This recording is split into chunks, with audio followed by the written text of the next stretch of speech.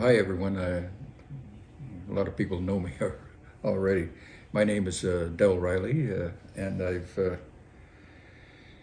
been in politics a lot of years, but perhaps I've held a position like Indian Act Chief. I've held a position of national leader, provincial leader, and probably the best part of all of that background is that I was a research director and I worked on probably hundreds of different kinds of land claims, which gave me the background in Aboriginal and treaty rights, which I was able later to apply when the constitutional discussions came about.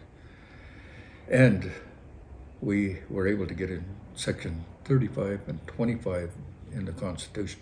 Well, plus two other sections were just finance sections, though.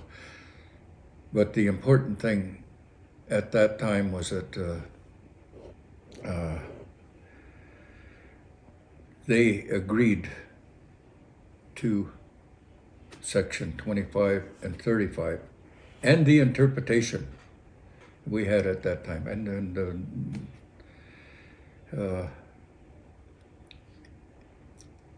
The 11th hour was coming, and they had to get something. They had to get England to give up its role in the B&A Act and get it done here. But they needed us because the treaties were there, and this is the only way that Canada could exist is because of the treaties.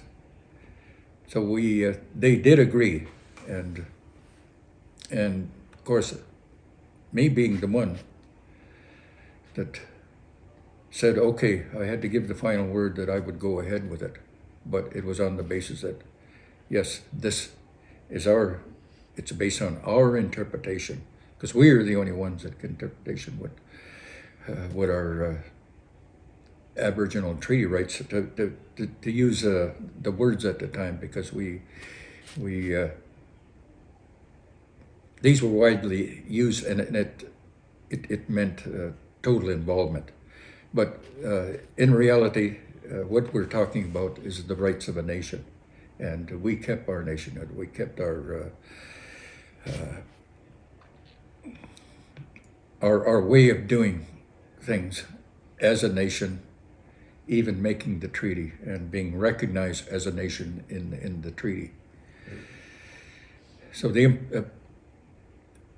unfortunately, this regime got established here called the B&A Act, or Canadian government, and it decided that it wanted to become very racist with us. So it introduced the Indian Act.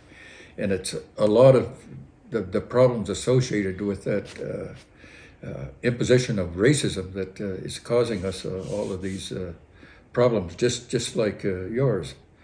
Now, Section 35 throws that out, but they're still applying rules and regulations that they deem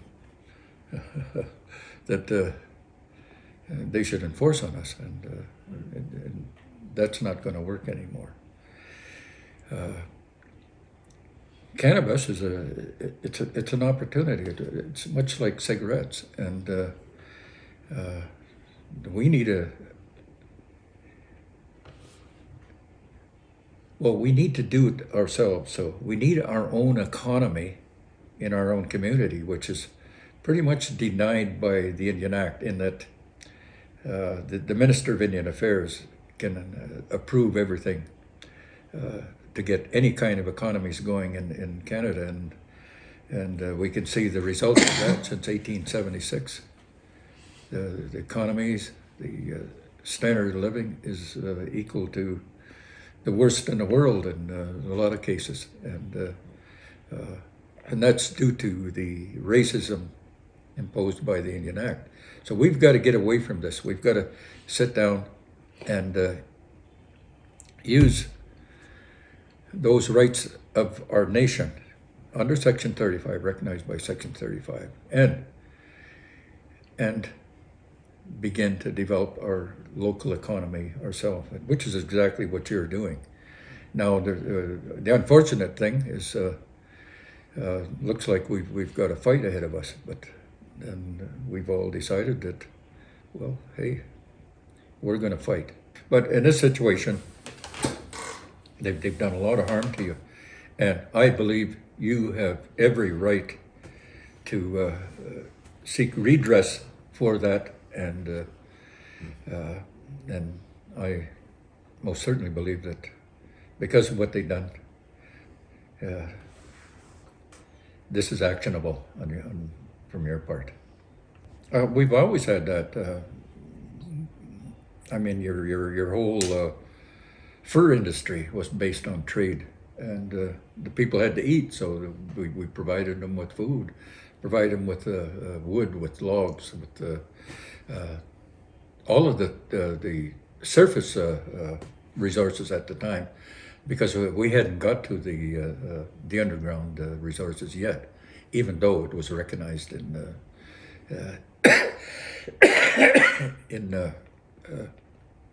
some of the treaties. And so there's a lot of issues yet with rights that have to be brought out and understood and corrected. And in a lot of cases, those First Nations should be compensated for those resources that have been taken and have disappeared now.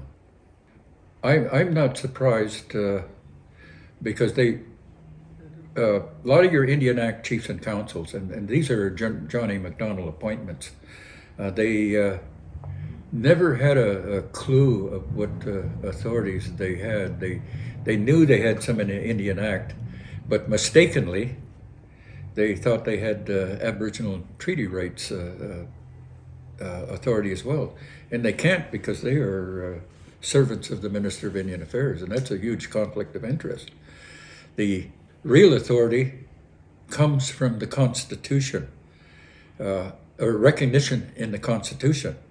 But the recognition was with the traditional chiefs, because John A. Macdonald wanted to relieve all the traditional chiefs of their authority when he imposed the Indian Act chiefs and councils in 1892.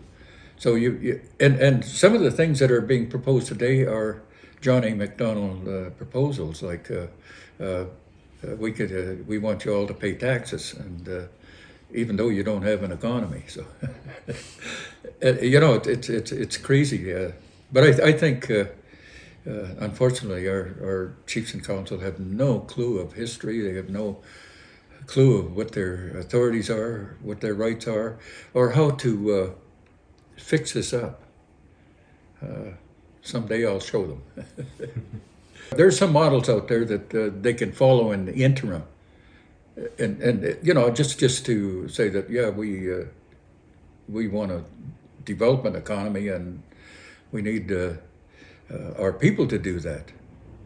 Chief and council can't do it, and hell, they can't even run programs properly, and they, of course, have no clue of what kinds of authorities they have. So there's a blind leading the blind right now. A lot of this stuff has got to be fixed up. It's got to. I don't know where it's going to go in the future, but certainly we can't continue on with the racism.